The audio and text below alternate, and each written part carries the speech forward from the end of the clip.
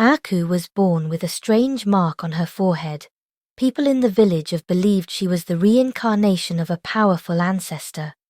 This belief stemmed from an old prophecy that said a child born with such a mark would carry the spirit of a legendary warrior and wise leader. From the moment Aku entered the world, her presence was extraordinary. Born on a stormy night, her first cries seemed to echo with the roar of thunder. The midwife gasped when she saw the mark, recognizing the symbol from the ancient tales. The news spread quickly, and the villagers gathered at her family's hut to witness the remarkable birth. Aku's parents, bewildered by the strange mark and the prophecies surrounding it, decided to seek the counsel of the village priest. The priest, an old man with deep knowledge of their traditions, listened carefully to their concerns. After a long silence, he spoke. "This child carries the spirit of our great ancestor. You must never cut her hair, for it is the source of her connection to the past. Doing so will break the bond and lead to grave consequences."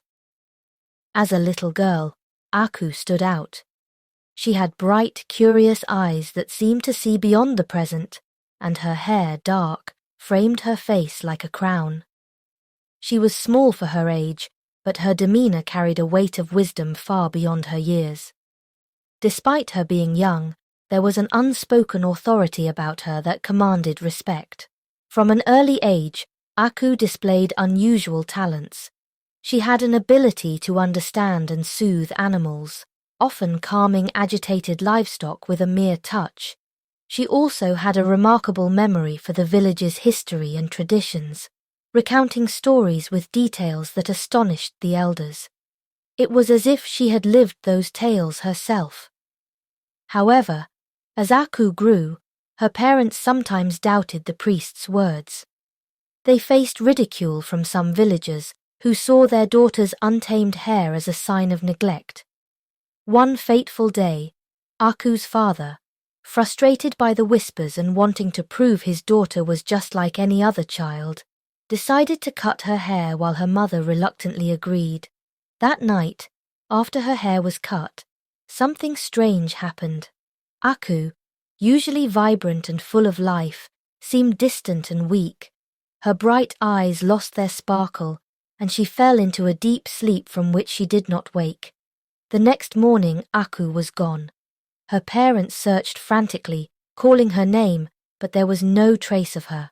The villagers joined in the search, combing the forests and fields, but Aku had vanished. Distraught, Aku's parents returned to the village priest. "We cut her hair," they confessed through tears. The priest shook his head sadly. "You have broken the bond. The prophecy warned of this." Days turned into weeks, and hope of finding Aku faded. Her parents were consumed with guilt and sorrow.